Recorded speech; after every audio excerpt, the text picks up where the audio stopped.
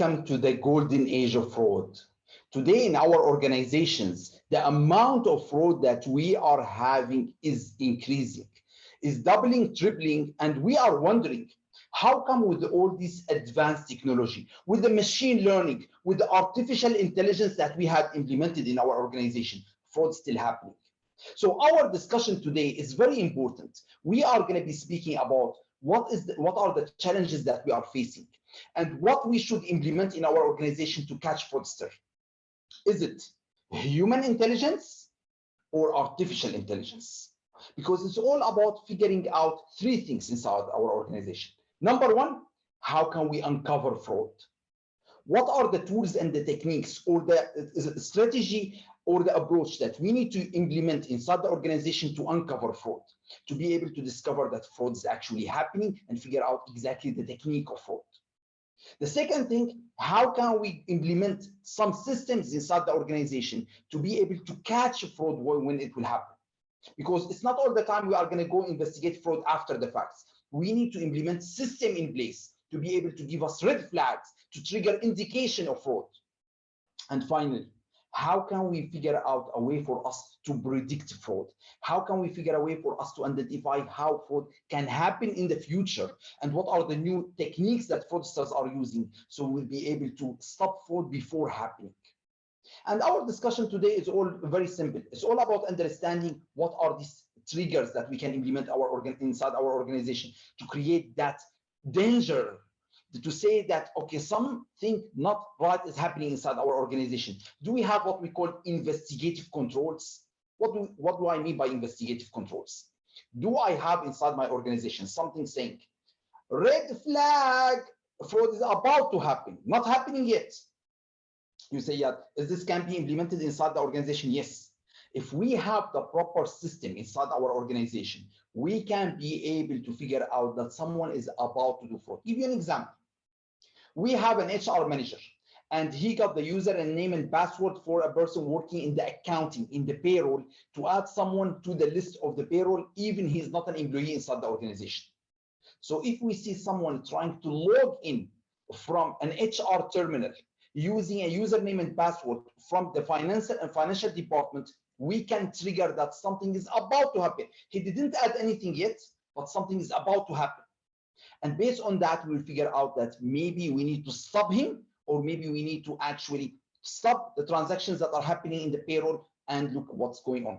And this is the idea. Using fraud analytics is very effective in catching these fraudsters, because these fraudsters, they always do something. They always try to hide their transaction. And what are the techniques they are using? They are using a very interesting technique. Let's see a video to explain these techniques they use. 1 minute, 1 minute, please.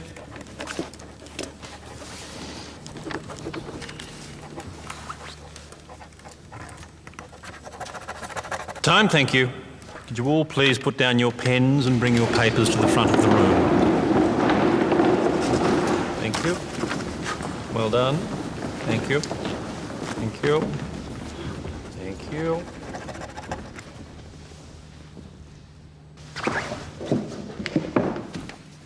Oh, I'm sorry, you're too late. Gave you plenty of warnings about time. You failed. Sorry. Excuse me, do you know who I am? I have absolutely no idea. Good.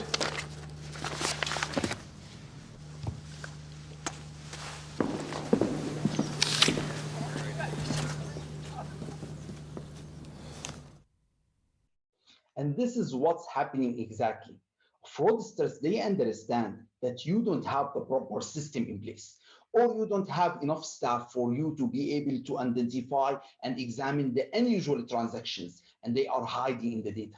So implementing fraud analytics, in the old days, we use Excel, or we are using certain kind of software for us to scan documents and analyze them. Today, human intelligence is not enough. We need to use artificial intelligence. We need to use machine learning. We need to use certain tools that can help us identify what's going on. Why this is important in the current age we are living in? Because of what we call it the modern economies we are living in. The modern economies we are living in is based on what we call instant transaction, immediate approval, online transactions. Because of that, we need to have proper system to identify fraud in real time.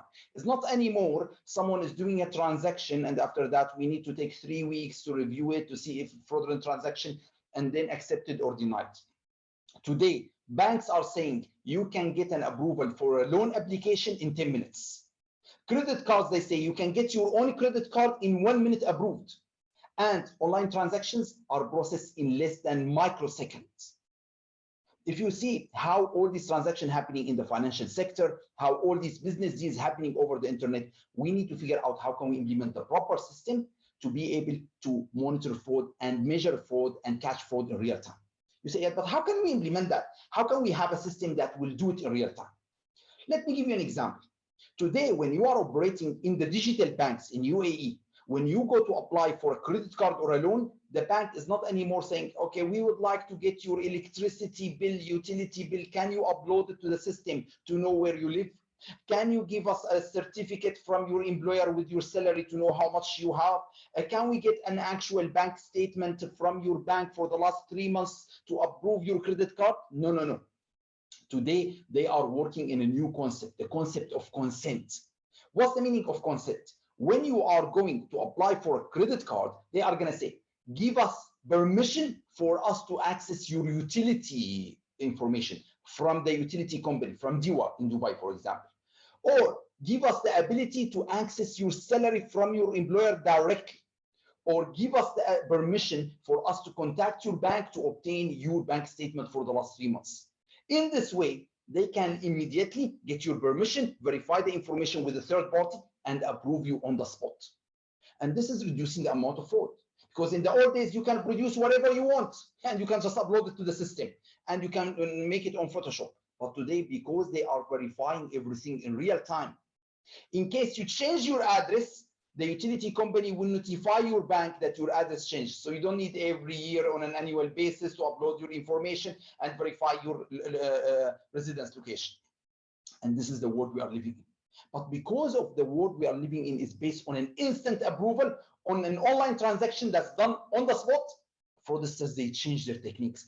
Fraudsters, they understood that for me to trick the system, I just need to figure out how can I create a fictitious identity or a fake or a real identity based on different information that I can trick the system to approve the transaction. And because of that, what we call fraud changing, the dynamic of fraud changing. Every time you implement a system in place, fraudsters, they figure out a way. How can I implement different techniques, a different approach? So the question here is very simple. When we are going to implement systems inside our organization, and we are going to say we are going to have the system to catch all fraudulent transactions, how much the system should be implemented in a way that is going to reject the transactions that are fraudulent, but at the same time, sometime it will reject actual transaction. How many times you are using your own credit card and the bank said, sorry, rejected. Why? Because we believe it's a fraudulent transaction. Then you have to contact the bank. You say, sorry, it's not fraudulent transaction. The bank say, okay, you have 24 hours window to do it again. And you do it within 24 hours window, then it will be rejected again. Then you have to contact your bank. So the issue today, the main challenge when we are dealing with a fraud, that sometimes businesses are losing money. They are losing customers because they are implementing these systems to fight fraud, but they are not only catching fraudsters, they are stopping their customers, their partners, their employees from doing actual transactions. And that's going to cost you to lose some kind of business. So let's speak about numbers. When we are looking at 2020, they say $7.2 billion fraud happened related to card not present. So someone say the amount is really large. So we need to do something, especially we are living in the Corona age where everyone is using their credit card over the internet to make payments, right? Because now you are not going to go to a store, you are doing it all without presenting your card. What about the amount of credit cards globally?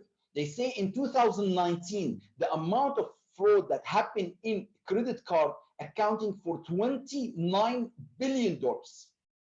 If you look at it from $100, they say for every $100 spent on a credit card, around 6.9 cents is fraud. Now the question is to you, and you can write in the chat. Do you believe this number is big? 29 billion is going to fraudsters from credit card transaction. What do you think? If I am running credit card business, or if I'm a financial institution and I see these numbers, I see that for every $100 I'm processing, around 6.9 cents is going to fraudsters. Should I put more strict controls? Should I implement different system to catch fraudsters? Or should I say, well, this is not significant, this is acceptable? What do you think? I can see here your comments. Most of you are saying it's big, it's significant, it's important. But it's not really. Because when you look at the statistics, which is very interesting, the statistics showed that these financial institutions made more than $2 trillion. Look at the numbers in 2020. They say $2.9 trillion out of moving money from one account to one account using all these payments. So if you see these financial institutions where they are making massive amount of money, every time you are using your credit card, they are making 3%, 4%, 5, 6% out of the transaction. And they are thinking, should we deny these transactions? Because denying this transaction will mean that we are going to lose money. Not only that, we are going to lose customers. So maybe we should implement different techniques. Maybe we should find another solution to stop us from denying actual transaction and catch fraudsters. So let's discuss about what they did. In the old days, they say we need to create a profiling of a customer to see, for example, you are living in UAE, you travel usually to India, for example. So if you are traveling to Brazil, we stop you. Usually you are buying books, but if you buy, for example, electronics, is not usually something you do over the internet. We stop you. Or if you are buying something for you with your address, we know where you live, so it's okay. But if you buy something to oversee account, we stop you. These are the old ways where we call it rule-based. They create certain rules in the system, and they run these systems where if you are actually violating any of these rules or any of the usual transactions that you have, we are going to stop your car and deny your transaction. Then they discovered this is not effective. Why? Fraudsters, they were able to hack to your account to see what transaction you usually do, and they imitate exactly the same transactions. So they say, so what's the solution? What can we do to actually stop fraudsters? They said, we need to use artificial intelligence. Visa, MasterCard, and all these organizations who are specialized in credit card processing, they said, we need to use it differently. Why? Because they discovered that 70% of the transaction today is happening from mobile devices. And because it's happening from mobile devices and users, they are doing it from different locations, and they are, especially today in Corona, they are sitting home buying weird stuff. How can we actually make sure that we don't deny their transaction? We approve most of their transaction.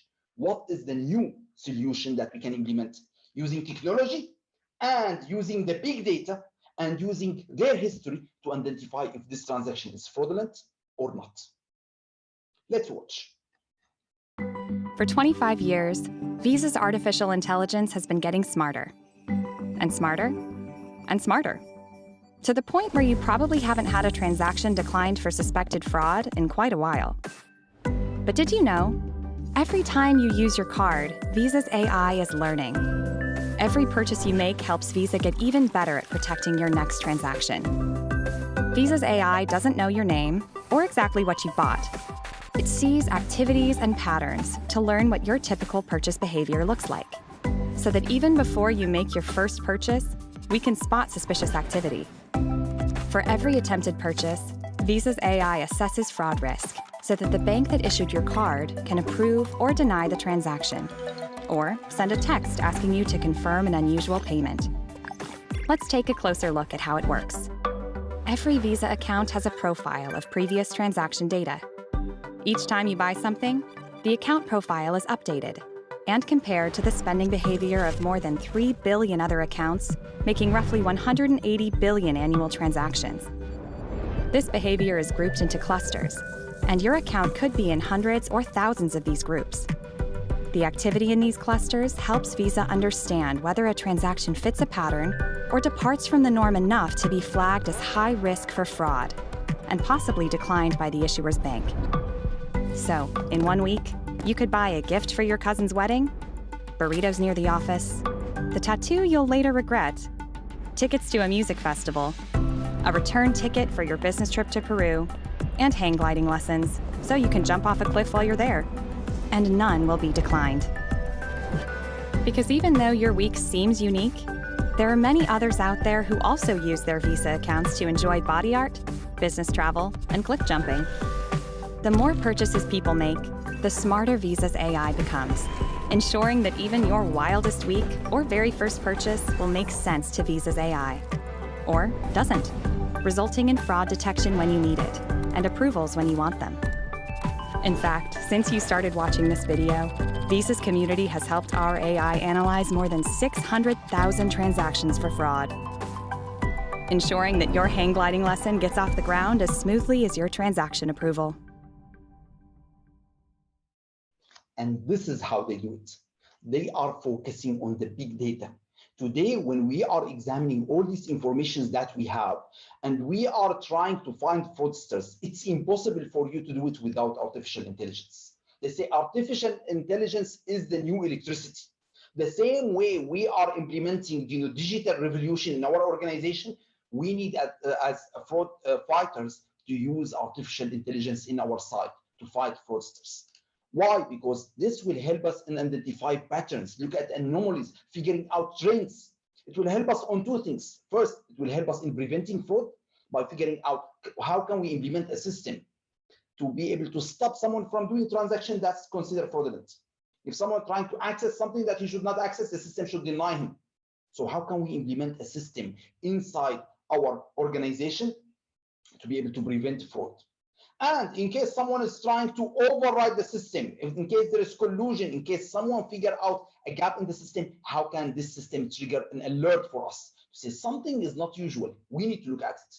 They say when we are speaking about data, data is like a story. When you look at the data and you'll be able to analyze the data and understand them, you will be able to figure out how to read the story. But it's impossible to do this by your eyes. It's impossible for you to do this by saying, let's open an Excel and look at this data. Today, there is a very important term when we speak about data analytics, which is we call it visualization. You need to take all these data and you need to have them in a system where it will visualize the data for you.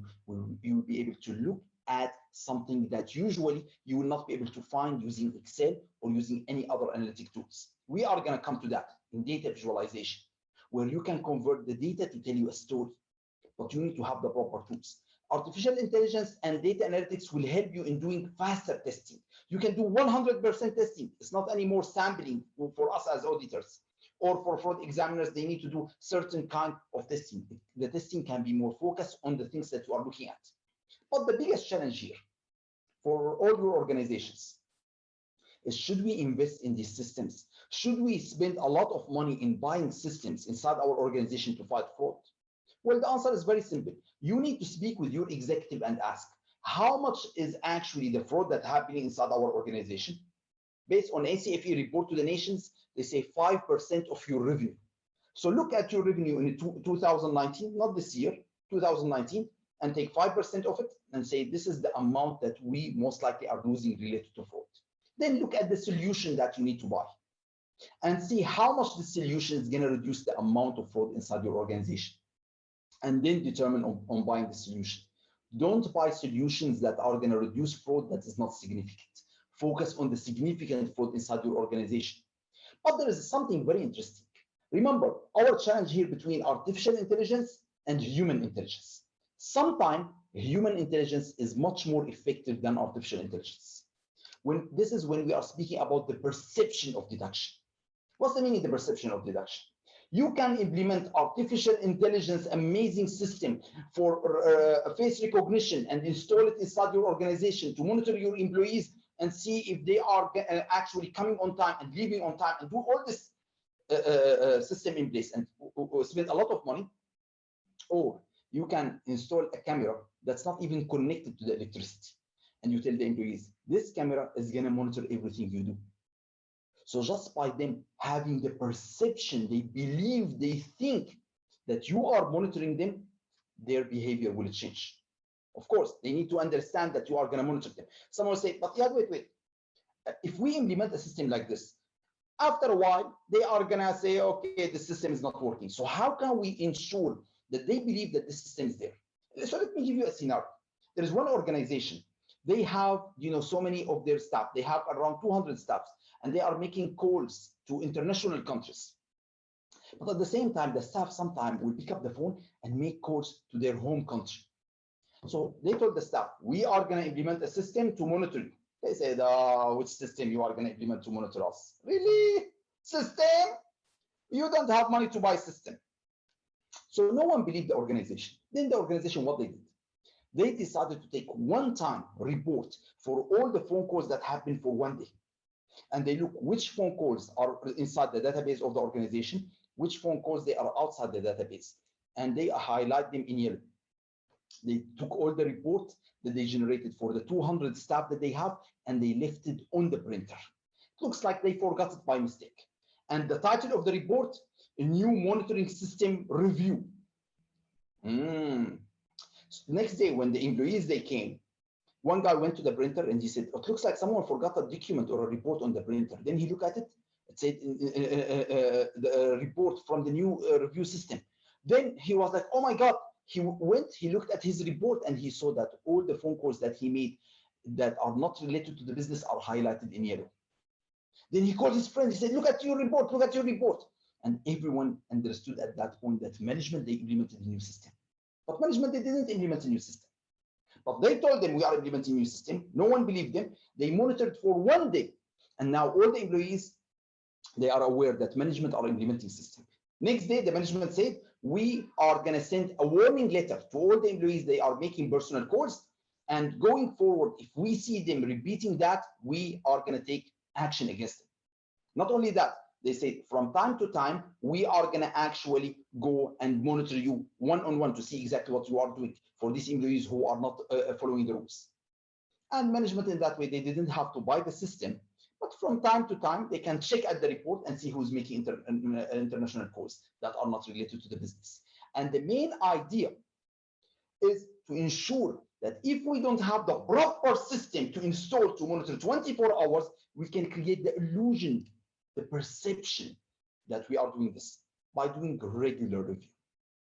Systems are great, but if we can afford them, we have alternatives. Now, I have a very interesting document that I would like to share with you related to the research that SAS and ACFE, they conducted to figure out what are the anti-fraud technology that we need to implement inside our organization to fight fraud. You can download this full report from ACFE website or SAS. I will share a copy of the report as well with you.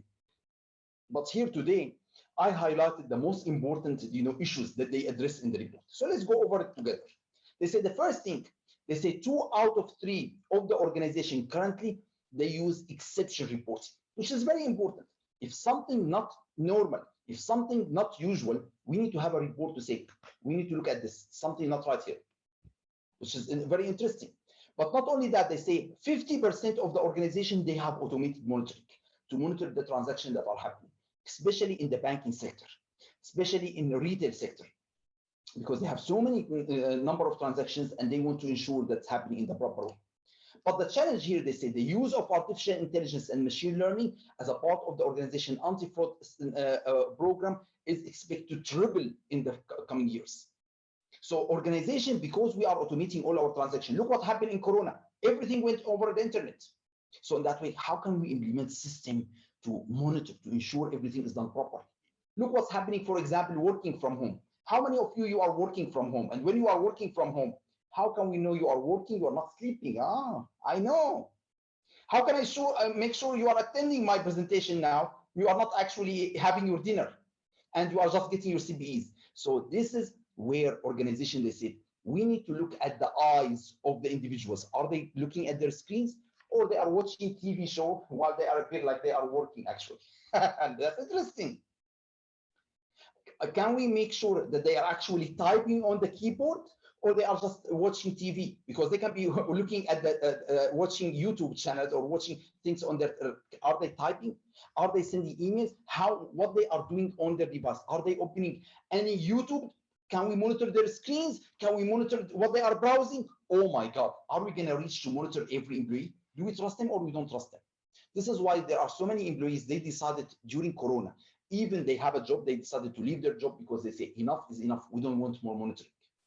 And this is the big challenge. The more you are going to implement technology and solution inside your organization to catch fraudsters or catch employees who are not going to work, the more you are going to bother the employees who are actually working, who are doing their job.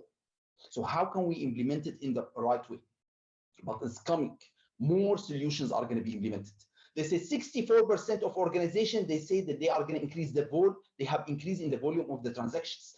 And this is why, because we have massive number of transactions, especially everything today move to the internet, move to the cloud. So how can we have a system to monitor these transactions? This is the actual value of artificial intelligence. Artificial intelligence will help us in focusing on critical areas like purchasing, like distribution, where there are so many gaps can happen, so many, corruption, fraud can happen.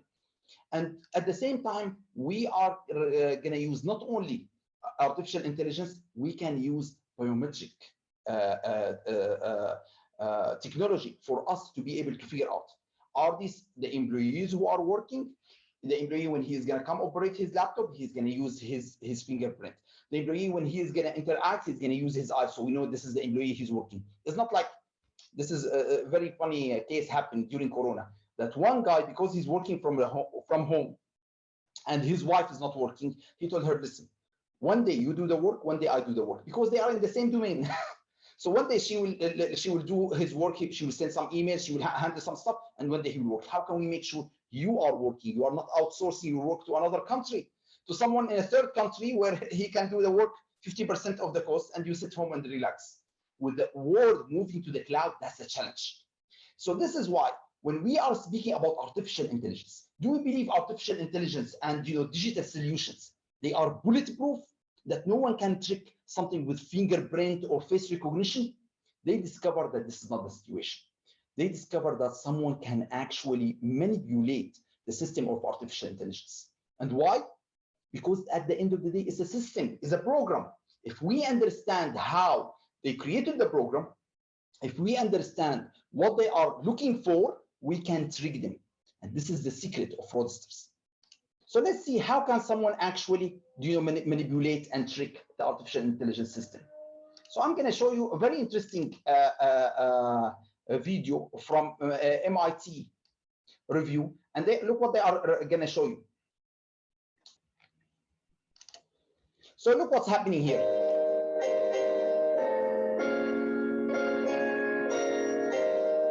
They are speaking about all these cameras we are implementing, all these cameras that are recognizing your face. And they discovered that these cameras are programmed in certain ways. How they are programmed? They are programmed to identify if this is a human or not. So see the camera will look at your face, then will look at your body, and they need to understand first, is this a human? Yes. Once they identify that this is a human, second, they are going to say, we need to do a scan for his face to understand who is this person. But what if we can trick the cameras to say this is not a human? In that way, they will not be able to scan your face. So you can walk next to the camera and the camera will not recognize you are human, so they will not scan your face. Interesting.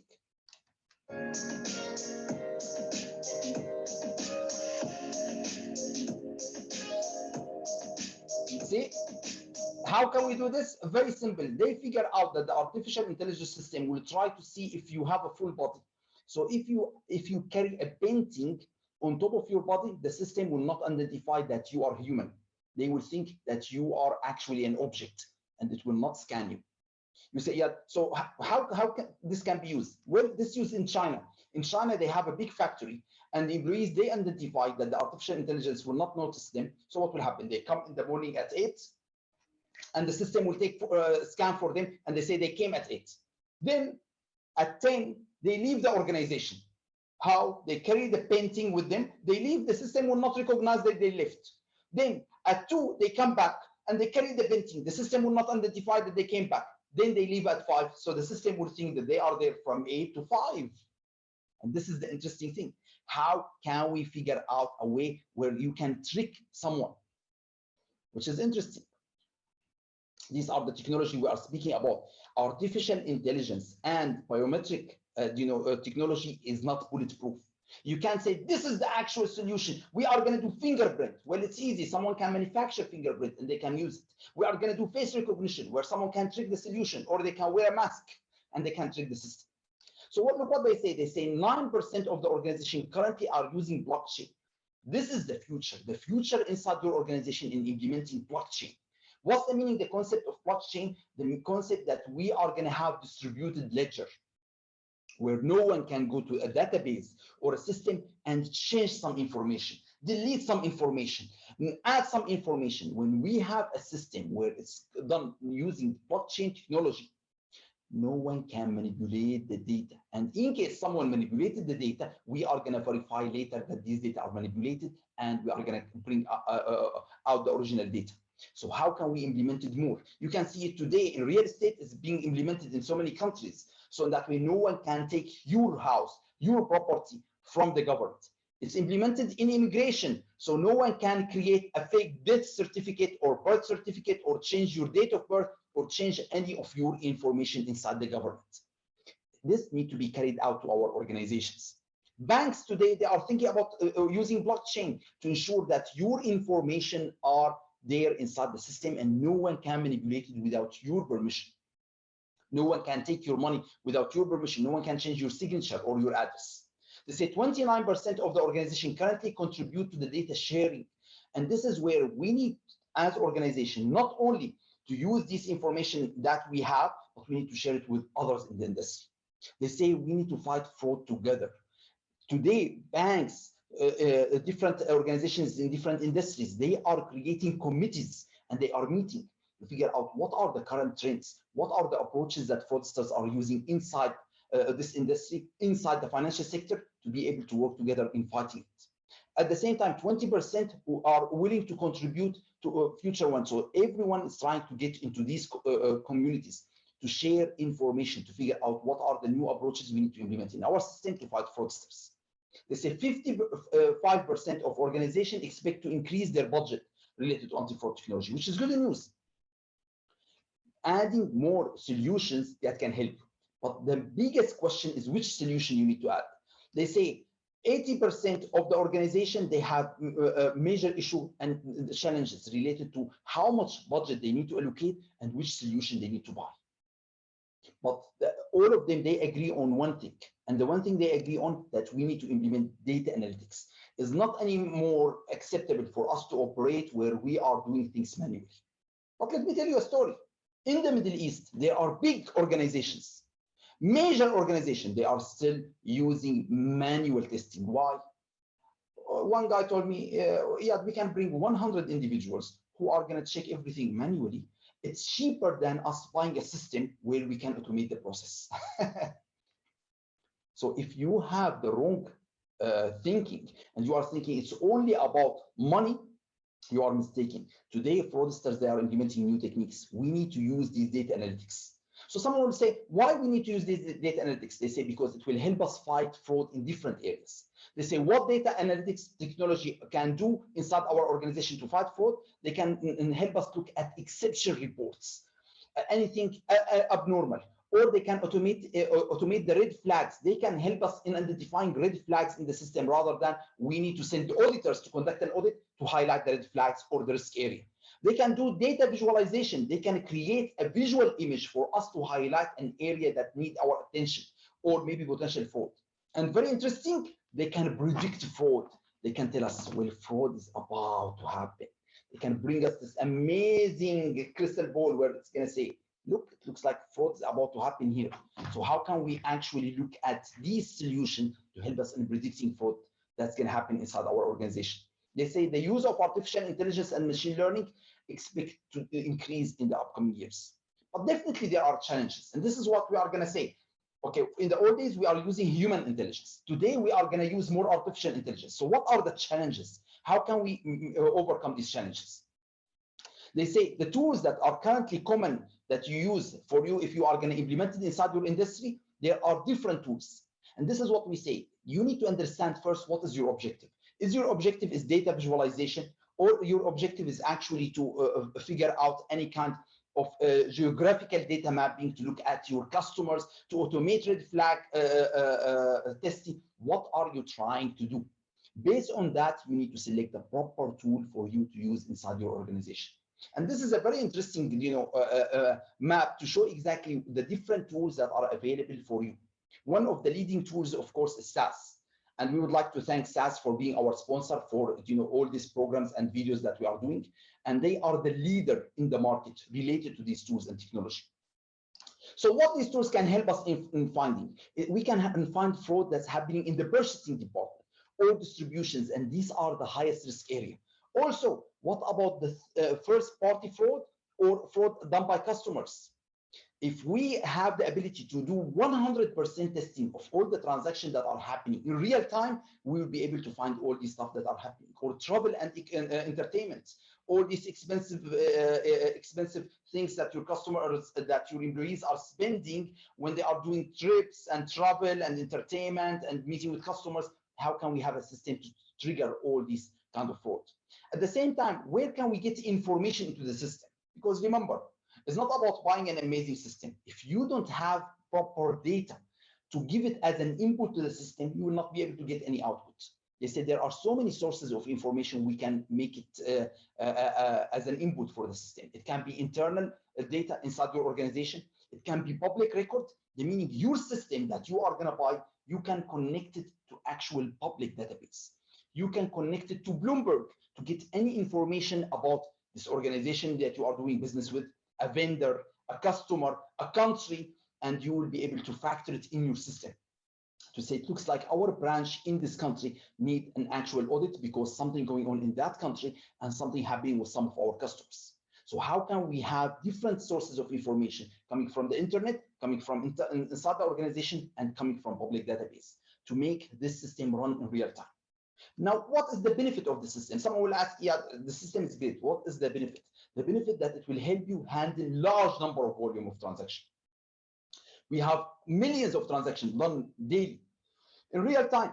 At the same time, it will make it do it faster. You will do it more effectively, and the results are more accurate. You will get less false positive. So what about this technology? Can we actually implement this technology, or do we need to have additional technologies? They say today, artificial intelligence and machine learning, they are great, but also you need to implement it with other technologies. This is why they say today we are speaking about robotics and artificial intelligence. It's not okay for you to take your mobile device or you take your technology tools and you as a human walk inside the warehouse to do inventory count. You say, yeah, I have amazing tool that can scan all the products and can tell me exactly what is missing, can do inventory count. Because we are moving to the age of artificial intelligence and machine learning, we need to move to robotics, the meaning someone other than human should do it. You say, what do you mean someone other than human? Look what they implemented in Walmart. In Walmart, they actually have a machine to do a real-time inventory count. They are scanning all the items and they are trying to figure out exactly which items are missing or which items are not accounted for. They are doing real-time inventory count. Which item, there's a huge demand on it, we need to order it more. You say, this is real or this is future? No, this is real. If you go to Carrefour in UAE, they have the same machine. I don't know if you saw this machine when you are walking around. It's walking and doing the same thing. So organizations, they need to focus on implementing this new technology. But at the same time, this technology and the new devices, they have challenges. Let me give you an example. And let's take this example to see if it will be applicable to your organization. Today, one of the main challenges inside your organization is HR. HR department, especially in big, massive organizations, they are around 20 staff, 30 staff, 40 staff. And these staffs are doing everything manually. The meaning you need to submit a sick day to them. So you need to say, okay, here is my report from my doctor, and here's the day that I was sick. Please update it in the system. That was a sick day. They need to get the report from you. They need to examine it. They need to look at the doctor notice, and after that they go update the system, and then they say, okay, we consider it as a sick day or is not approved. You need to submit for a day to take vacation. You are going to send it to them. They are going to check the schedule, the work, the operation. They send it to your manager. Your manager will approve it. Then they go do it in the system. So they say today HR work is so much manual work and so many checks and controls that individuals, they need to do it manually. But what about if we automate the process? The meaning we bring this new Harris, we call it. They call it the future of HR. Harris is a robot. It's going to do everything. It's going to make sure that HR is done in a new way, where everything is compared, analyzed, examined in real time. The meaning when you submit your college degree to him, it's not going to say, oh, okay, here's your college degree. No, immediately he's going to scan it. He's going to contact the university, request original copy, and he's going to verify it's original. Because so many employees are hired and we never verified that their certificates are original. If you say you have 5 years experience in this organization, Harris is going to contact that organization and going to get confirmation about your work and what was your title and job description to verify it with what you submitted. We are going to have a real-time automated system to manage HR, to ensure there's no fraud happening in HR, and we don't have 40 staffs wandering around checking all this information. What do you think? Do you think this technology, the new Harris, is going to work or not? I don't know. Let's watch.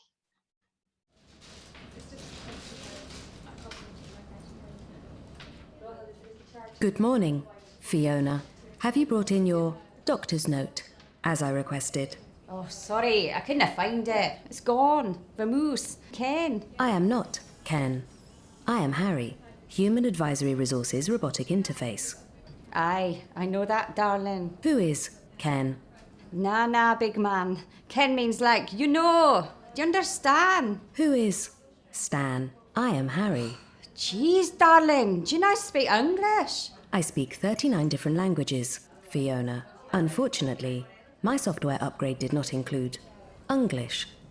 Are you taking the Michael? Who is Michael?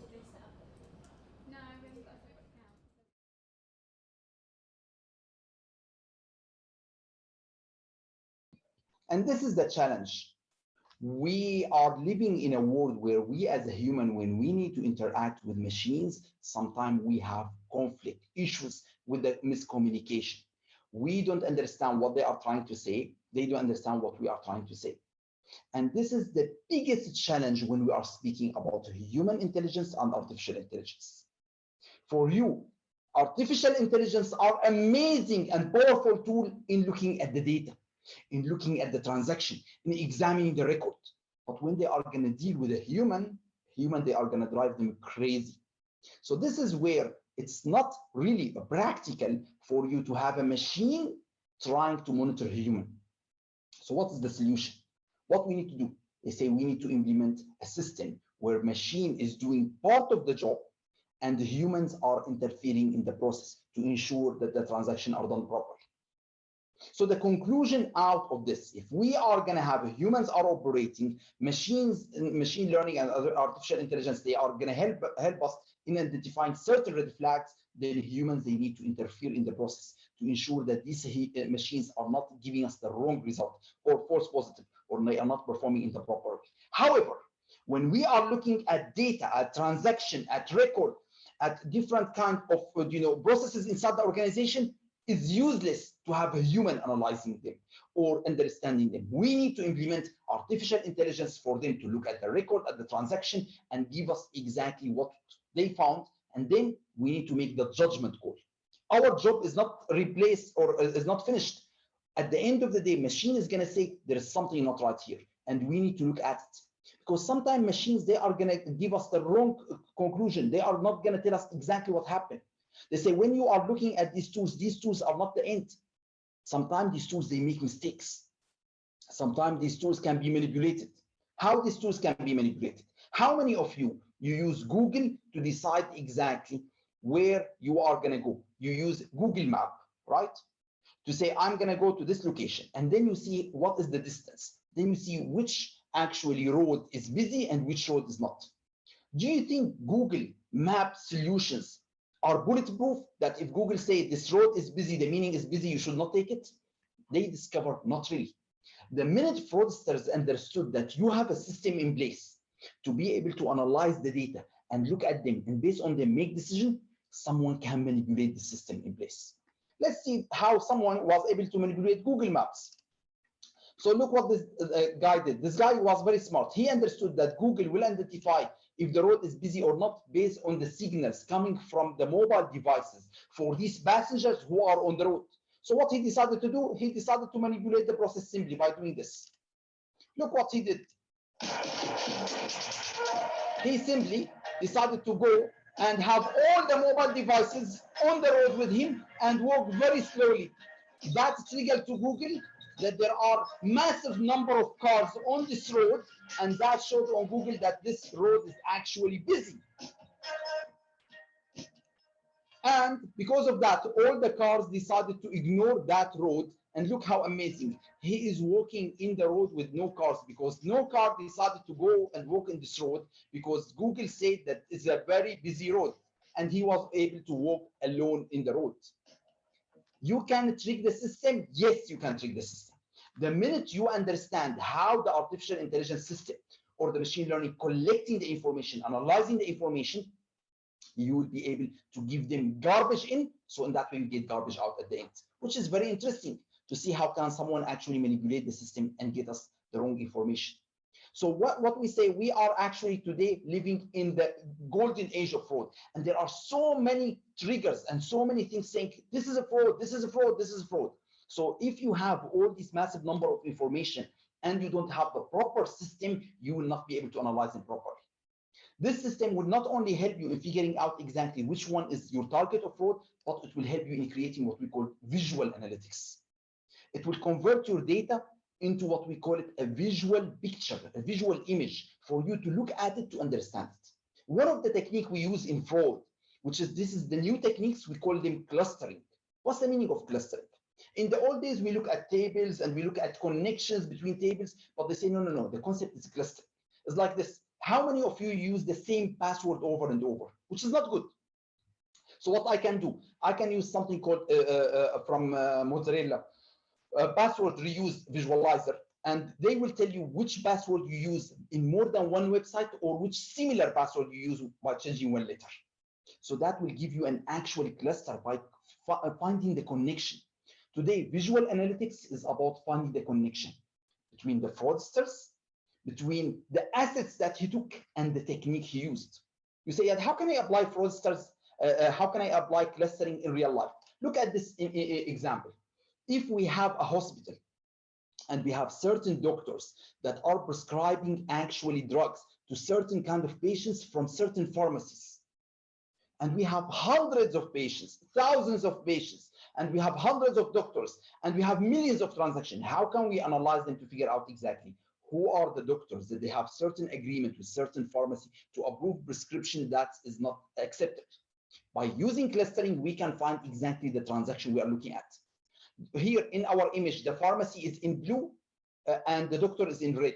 So we can see that there is a huge number of doctors. We can see it in the middle. They are all red. They are working with a certain number of pharmacy where they are doing the massive amount of prescription that's not proper. The concept of visualization is very useful. Why? You take all your data, you have them in one location, and it will tell you exactly what happened. Look at this credit card fraud. By doing visualization, we will figure out that this person and this lady, they are actually going and they are using the credit card in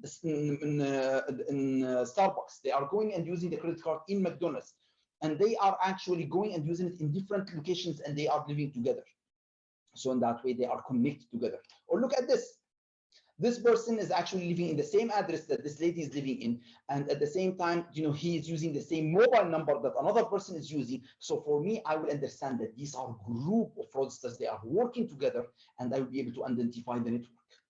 Using clustering, using visualization is very useful for me to find complex transactions like this, where one person, he got different cars and he's making these cars hit each other and getting money from all the insurance company. So the main idea is using artificial intelligence, not only for me to be able to prevent fraud and catch fraud, but for me to be able to visualize and the data that I have in front of me to be able to figure out how the schemes are happening. What is the connection between the suspects, the assets, and the method he used to actually do the fraud inside the organization? They say in the old days, FBI is called the Federal Bureau of Investigation, but not anymore. The formal FBI said, We call ourselves, we are the Federal Bureau of Intelligence. The meaning we are not going to spend time anymore doing investigation about someone who create an explosion inside the city. We need to use the data from the internet. We need to use the data that we collect as intelligent agency to be able to identify someone who's about to do it, someone who's about to buy this material to do the explosion, someone who's about to go and on a plane to do something, and we catch him before doing it. And this is what we are saying inside your organization. Today, your role is to be able to figure out how can we predict fraud? How can we understand that these transactions that are going to happen inside your organization are about to happen, so we catch fraudsters before they do fraud. This can only be done using artificial intelligence plus machine learning plus human intelligence. Working together will make sure that we are going to reduce the false positive that the machines are going to generate. We'll make sure that machines are not in control where they can actually go and fire an employee because they are having an error, or they, what we call, they have bias. Because if you use artificial intelligence alone, and we tell artificial intelligence, please go and tell us what's the description of a wedding. They go to Google and they see all the images of wedding, and they say a wedding described as a lady wearing a very nice makeup, and they are actually wearing a white dress. But they forgot that in India, actually ladies, they don't wear a white dress, and they don't actually do only makeup. They have certain kind of tradition.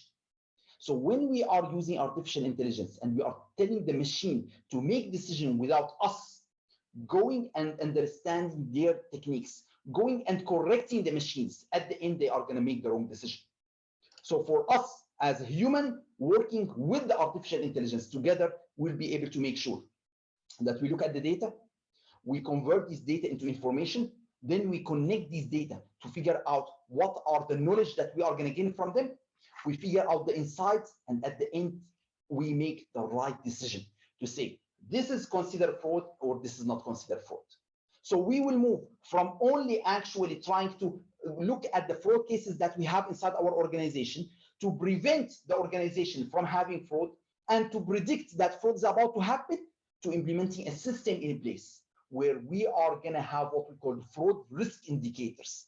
The same way we have KPIs, where we are going to figure out how can we achieve our performance goals, we are going to have fraud risk indicators where we are going to be able to make sure that fraud will not happen inside the organization. And in case it's about to happen, we will be able to stop it at that time. So human intelligence and artificial intelligence need to work together, not against each other, and there's no winner here. Doing this will help us in fighting fraud in the organization and living in the digital age that we are in and working against these fraudsters. Thank you so much. I hope that you enjoyed this session. And definitely, if you would like to find the best solutions related to artificial intelligence and machine learning and data visualization and fraud analytics, SAS, they have the best solution available. You can go check their website and you can see the different solutions that they have. Thank you very much.